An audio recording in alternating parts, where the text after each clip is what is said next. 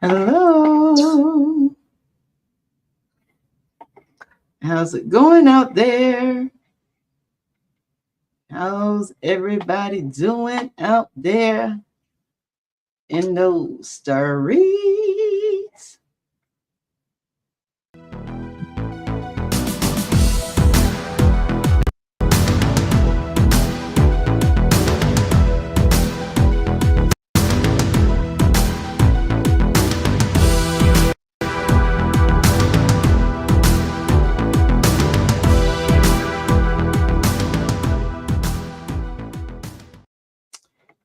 Yes.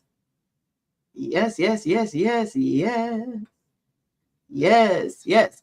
Hello, hello. Good afternoon, good evening. Welcome to the Well Woman Experience.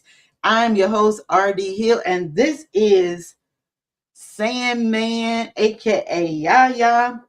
And we are here today to talk to you a little bit.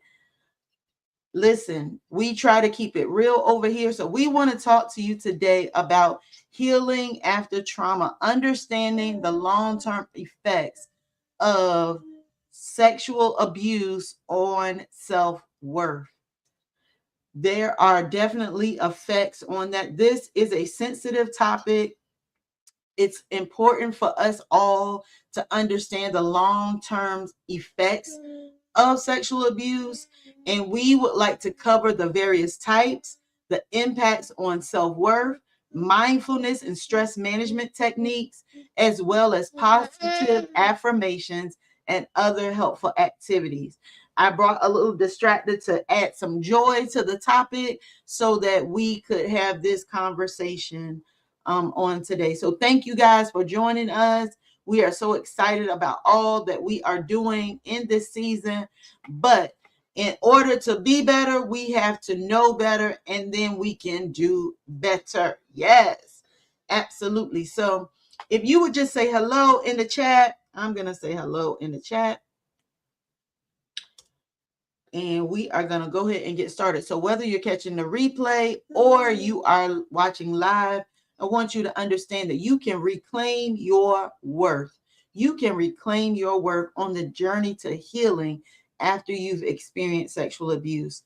First, I would like to define sexual abuse because not everybody experience is the same. Sexual abuse is any unwanted sexual activity where the perpetrator uses force, makes threats, or takes advantage of you, the victim, or someone you know, and you are not able to give consent. So if you are intoxicated, you are under the influence of prescription or some type of substance.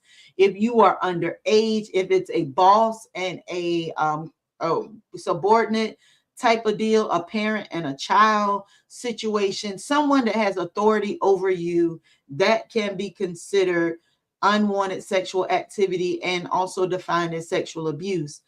We also would like to highlight that at any age, this can happen. So not just children, not just teenagers, not just young adults, but this can happen to senior citizens. This can happen to people that are other able. This can happen to people that are incarcerated. This can happen at different times of your life. There is child S abuse. There is incest. There is R8. There is S harassment. There is S exploitation. There is molestation. There is digital abuse. There is voyeurism. There is sexual coercion. And then there's grooming. So I can put this information in the chat, or we can kind of go into a little bit of details. So we understand that in any type of child abuse involves adults engaging in these S activities with a child, inappropriate touching, exposure to like sexual content, pornography, any kind of sex acts. Then you have incest, a family member who is not like a husband and wife doing this to another person. And it's often very underreported. This is probably the most underreported due to shame and fear. You don't want to cause harm to a family, break up a family, so it's usually unreported. Then we have rape, which is non-consensual sexual intercourse. It can be any gender, it can be any age, it can be any gender identity, it can be any kind of it can be same-sex attraction, heterosexual, it can be a plethora of different things.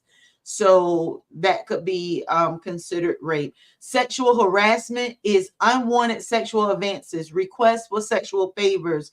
It could be physical or verbal harassment of any sexual nature. Conversations, inappropriate conversations at work, any of those things. Sexual exploitation is taking advantage of someone's vulnerability or lack of power to engage in sexual acts. Human trafficking, that is big now. That is a form of sexual exploitation. Molestation, non-penetrative sexual activity. Molestation, touching inappropriately, fondling inappropriately, all of those things. Digital abuse, sharing, creating, or manipulating sexual images or videos without consent. Cyberbullying, revenge porn, all of these things are digital abuse. Voyeurism, watching, recording, engaging in private activities like undressing. While someone's undressing, you're recording it, or a person's recording it. All of those things. Sexual acts without consent. You share a text message between you and a partner, and then they share that text message with someone else. So they post it. That's voyeurism. Sexual coercion, pressuring someone into it, manipulation, threats, deceit, misleading. All of those are sexual coercion. And lastly is grooming, building an emotional connection with a child to gain their trust for the purpose of sexual exploitation. So those are pretty heavy, but we need to know, and we need to be able to define what that sexual abuse is. Now, let's discuss how that can lead to deep-seated feelings of shame, guilt, and worthlessness.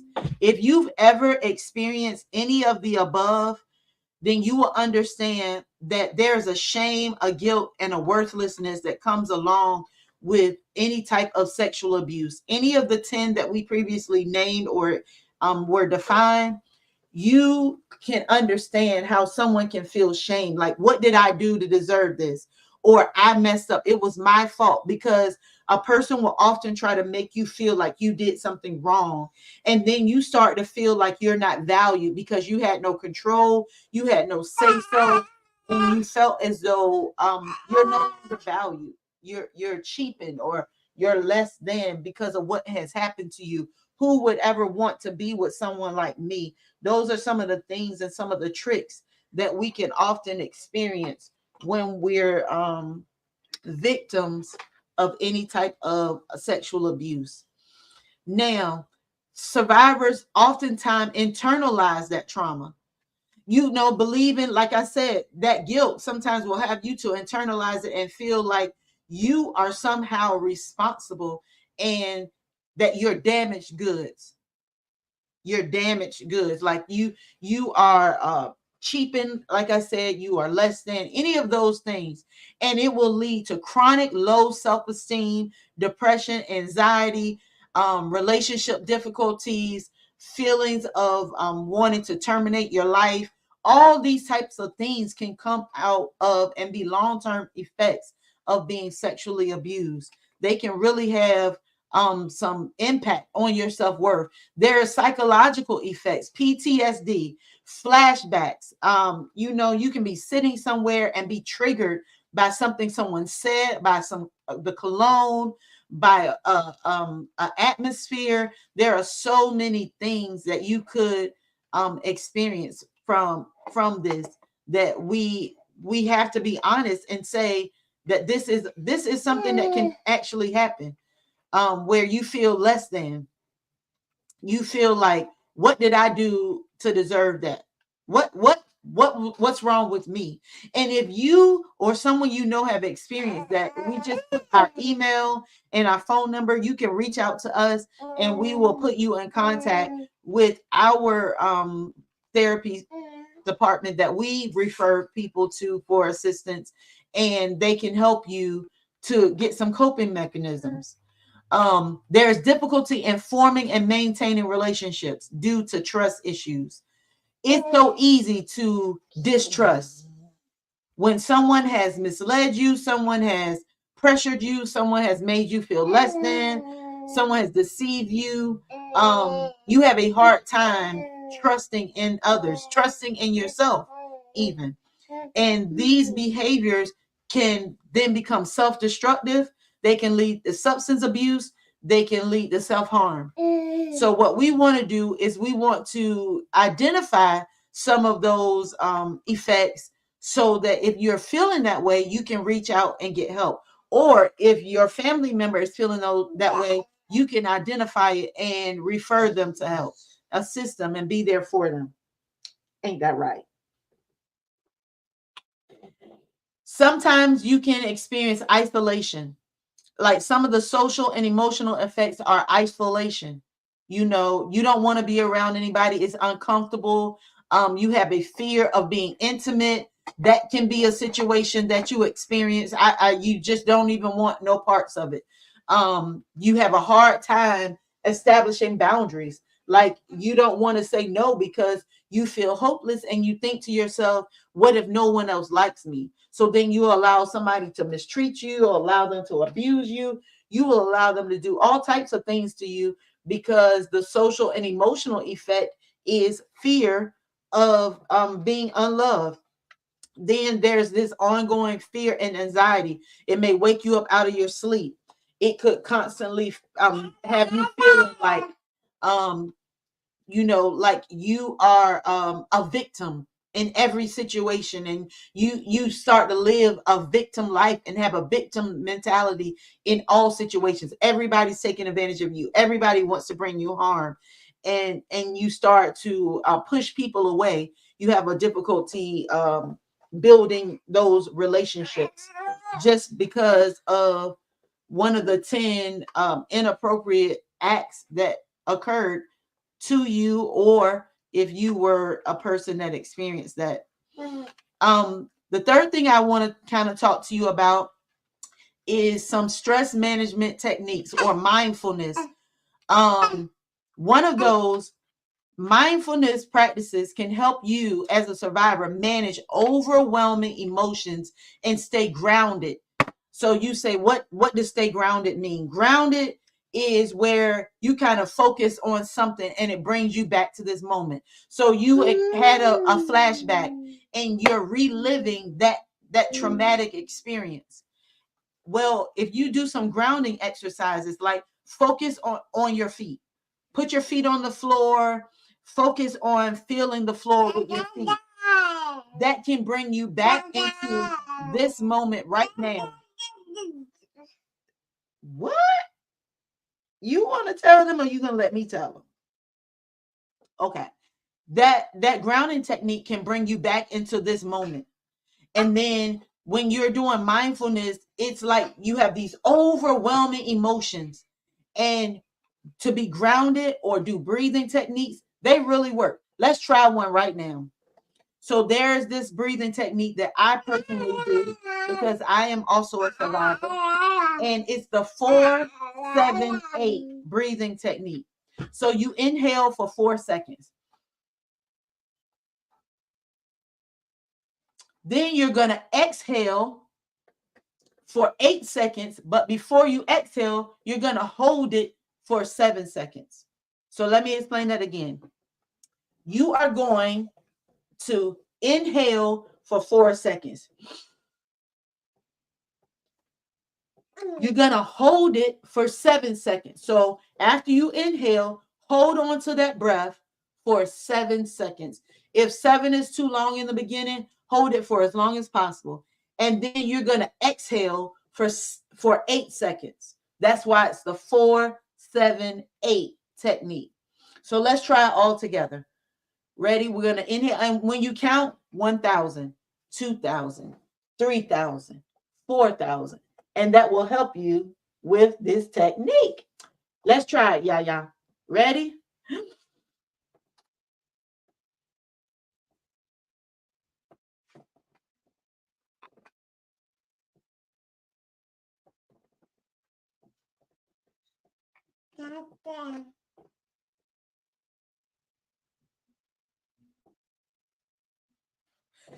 Yay, we did it.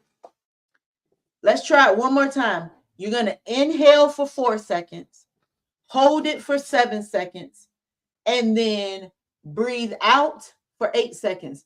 It really helps. If you're in a situation where you're having an anxiety attack, a panic attack, or you have truly been triggered and you are responding in a way that is not productive or positive, you can pause in the moment and do this breathing technique, and I guarantee you it will work wonders. Let's try it one more time.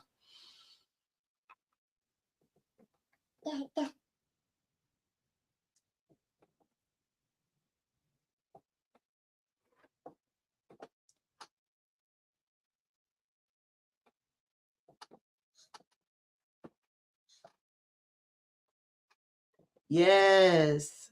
And it just calms your body down. There's also a thing that I do that's like a breathing body where your body is tense and you begin to focus on all the parts that's tense. I don't know about you, but sometimes I grind my teeth. Sometimes I tense up, my shoulders are tight. My toes are curled, my hands may be in a fist. And what I start to do is I start to look at each part of my body and I slowly start to release it and focus on relaxing that part of your body. It's really helpful, isn't it? Like when he's trying to pull my earrings out. And that's something that's big for those that have been or have experienced trauma. If you've experienced any kind of SA trauma where you had no control over your body, that body scan meditation is powerful. It's really powerful. You can Google it and it'll tell you all about it. Then there's, of course, journaling. Journaling will help you with your emotions, being able to express yourself. It's a safe place where you can process your emotions. And then you can go back and you have something that's measurable to see how you felt a month ago and how you feel today. So it helps with that. I live by affirmations. Affirmations can help you basically rewire negative thoughts. They can help you to promote self-love and acceptance, to change your perspective. Affirmations are powerful. I have them all around the house. I have them by the light switch. I have them on the mirror.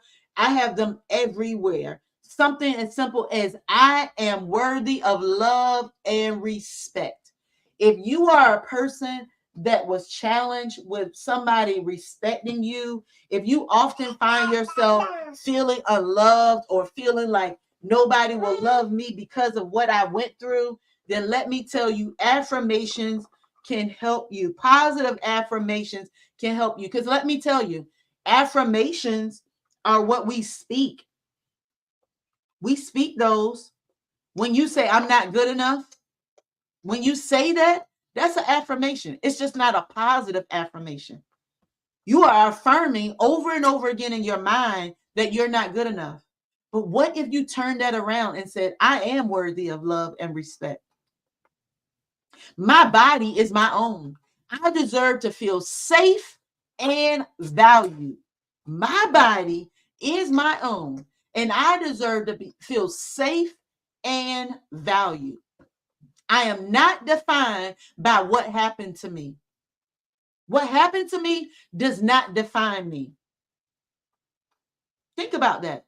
I am defined by how I choose to move forward. Because every day that we wake up, we have a choice. Every day. that we wake up, we have a choice. We can either choose to live in shame, guilt in yesterday, or we can choose to live in our today. We can say to ourselves, what happened to me does not define me. I am defined by how I choose to move forward because I am worthy of love and respect. My body is my own. I deserve to feel safe and valued. I am strong, I am resilient, and I am capable of healing. I am strong, I am resilient, and I am capable of healing. Think about it. If every day you tell your children that you love them, that you're proud of them, that you praise God for them, that they deserve the best, that they are a gift from God. If you say that to them every day, they will believe it. And the reason why they will believe it is because they heard it. So when someone comes to them and say something less than, that they're not good enough, that they're not beautiful, that they're not smart, then they have a compelling thought, a competing thought, that will say that's not true, because every day I have been told that I am good enough, that I am smart. And so those are the affirmations that we want to tell ourselves, that we want to tell others, and we want to tell our loved ones that have experienced SA. You know someone that has been groomed. If you know someone that has been exploited, you know someone that has been trafficked, you know someone that has been abused, you want to encourage them. You want to build them up. You don't want to tear them down. You just don't. I have some therapeutic activities also that we do within our group with some of our ladies. And those therapy groups, art therapy is amazing. A lot of people do vision boards. A lot of people do prayer boards. But there's the old school collage. I don't know if you remember that, but it was the old school collage where you put a whole bunch of pictures together, your thoughts, your emotions. Well, you can do that as an emotional gauge. And how do I feel right now? Am I traumatized right now? Am I traumatized right now? If I'm traumatized right now, express those feelings. How do I want to process these emotions? What is the goal? What do I want my life to look like? And then you have something to measure it by, because you started here and now you've moved there. Support groups. Support groups are amazing. To be in a room filled with people and understand that you're not the only one, that you're not in this alone, that you have someone that's going to keep you accountable, someone that's going to hold you responsible, someone that's going to encourage you when you're in the valley and cheer with you when you're on your mountaintop. That's important. That is very important, to have like-minded people together, brainstorming, conversing, and speaking of techniques. And this worked for me. This did not work for me. I tried this, or today I feel like this. Though support groups are very, very important and very successful. When you connect with others and you share and receive support, it's emotionally stimulating. Exercise. Oh my goodness. Exercise not only helps you to release stored tension, but exercise can help you to reconnect with your body. And you can understand when anxiety is creeping in, frustration is creeping in, when you feel triggered, when you're holding on to emotions that serve you nothing. Someone said to me, a lot of times we can be loyal to things that no longer serve us. You can be living in a box when God has called you to be unboxed. Check out that podcast with Dr. Barbara Breon. And then just going outside and taking a walk. Sometimes when you're out in nature and you get to see that there is truly a sky that is the limit, that things are so much bigger than you. The tree is so much bigger than you. You can kind of put things in perspective. What seems like a mountaintop then becomes maybe like a molehill. You understand that it's not as big as I thought it was. It's not as detrimental as I thought it was. There is still hope. There is still opportunity. So those are some therapeutic activities. If you've ever experienced some type of trauma and you are looking for activities for healing. Self-care practices. I am so sick of hearing everybody say self-care. Self-care is not just saying no. Self-care is not just going get a massage or getting your nails and your hair done. It's so much more than that. Self-care is sleep. Self-care is nutrition. Self-care is finding activities that bring you joy, things that you can be dedicated to and you can be consistent with. Yeah, we all can start something, but can you stick to it? See, it's the stick to itness that makes the difference. Because starting something is easy. Right now, today, I could start a program. But can I be consistent in that program? Can I stick with that program long enough to where the effects of the program begin to make changes in my life, where I can then start using practical life applications without even thinking about it, because it has become a part of who I am as a person, that my mind has truly been transformed. That's when you have truly done self-care. You also have to be in a safe place. I don't care what self-care you do. If you keep going back to the abuse, if you keep going back to a place where you feel triggered, where you don't feel safe, you don't feel loved, you don't feel valued, why you keep throwing it? Why you keep doing it? Then you cannot truly begin healing, because the wounds will continuously be open.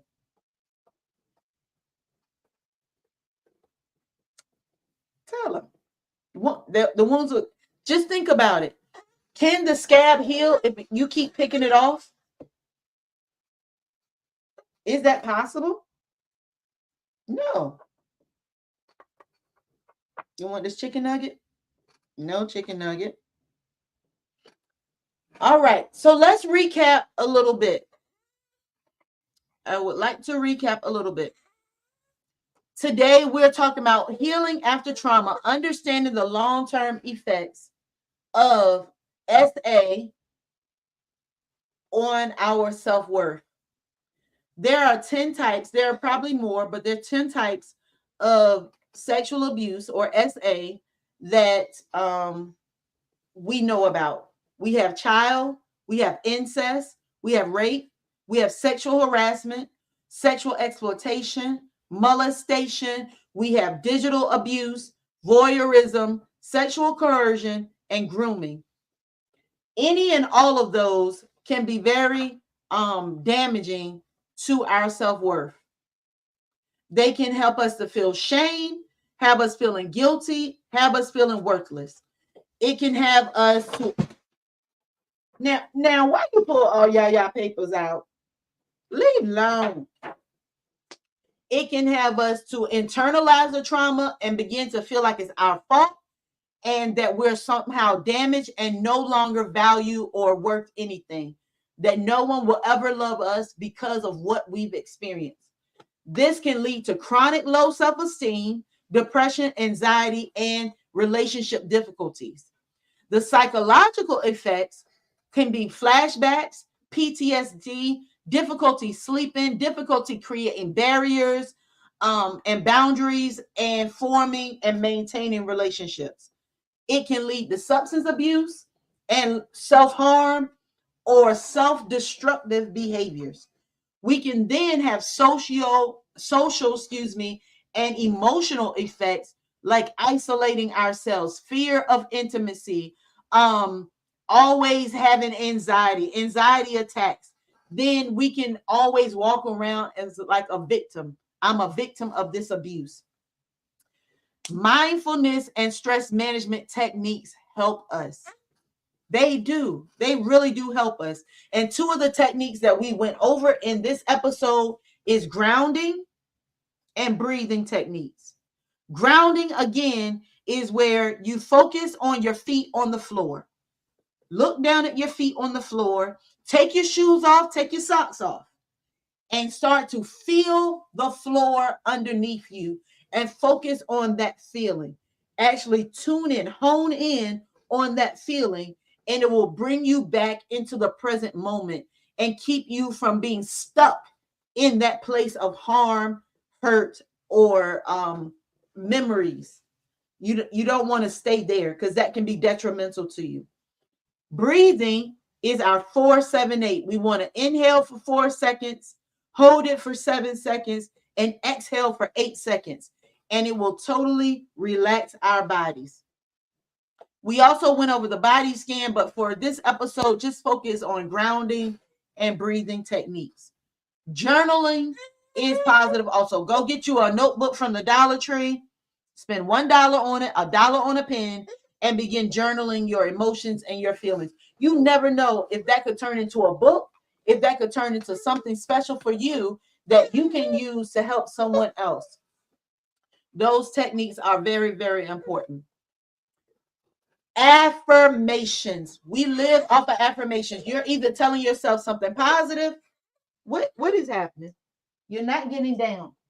No. No, no, no, no, no, no, no, no, no, no. You can tell yourself something positive or you can tell yourself something negative. You get to decide. I choose positive affirmations. Like I said, I have them everywhere, in the car, on my mirror, on the light switch, on the refrigerator, by the stove, any and everywhere, by the exit door, by the garage door. And you can tell yourself all types of things. Some of my favorites are, I am worthy of love and respect. I am worthy of love and respect. I am not defined by what happened to me. I am not defined by what happened to me. I am defined by how I choose to move forward. That is so important. So important. My body is my own, and I deserve to feel safe and valued. My body is my own, and I deserve to feel safe and valued. I am strong, I am resilient, and I am capable of healing. That lets you know that there is hope for me, that I'm not going to always be broken. I may enter broken, but I'm going to leave well, whole, empowered, and loving my life. Listen, affirmations are important. If you don't have, start with the affirmation today. Start with, I am worthy of love and respect. Start with that. Even if you're saying that to yourself, because we have to love ourselves. We have to respect ourselves. We have to teach people how to love and respect us. So you can tell yourself that. All right. Some therapeutic activities that I would like for you to try is take a walk, go outside, a nature walk, take a walk, and try to do art therapy. Get you a poster board, goes to that same Dollar Tree. Get you some old magazines, some newspapers, or even some mail. Go through some mail, get you some of them coupons, whatever it is, and start to put those on the poster board. Express how you feel in the moment. Express some things that you've gone through, how you're going to process your emotions. I'm going to do a support group. I'm going to take a nature walk, whatever that looks like. And then on the other side, express the outcome of that. And then you can go back and you can do a comparison to see how you feel and how you made it through. Do some self-care. Change your diet. Change your sleep habits. Do activities and be around people that bring you joy and relaxation. Remember, you have to be in a safe place to heal. You have to be in a safe place to heal. I want to encourage you, if you have experienced any type of SA abuse, please seek professional help. If you don't know anyone or you don't feel comfortable talking to anyone, you can reach out to us. You can email us. We can email you an intake form. You can call us at the number that's flashing below on the screen. You can reach out to us, and we can connect you with in-home therapy, mental health skill building. We can connect you with all types of assistance. And if you're not qualified right now, meaning you don't have medical coverage, we can connect you and get you medical coverage so that you can work on these skill building, mental health skill building traits to help you to overcome this traumatic experience, but not life-ending experience. I promise you, if I made it, you can make it. There are so many support groups out there, and we have one of them, and I'll be sharing more information about that soon. Where we are excited about walking with you through overcoming this journey. So excited about it. I want to thank you all for listening in. This has been such a great episode. I just want you to know that you are not alone. You can go to the wellwomanexperience.com, the wellwomanexperience.com, the wellwomanexperience.com, and you can register or subscribe to leave feedback, to become a part of the Well, which is our support group, where we do chat and choose. We do workshops. We do mixers. You can also volunteer with us. We have a domestic violence rally and walk coming up in October, where you can come out and receive more information, or if you know someone that needs to receive some information, they're more than welcome. Hear that? More than welcome to come out. But again, I want to just thank you for tuning in to this episode. I know this is a heavy topic, but it's real in the world that we live in on today. We have episodes every Wednesday at noon. You can chat and chew with us. You can eat your lunch with us.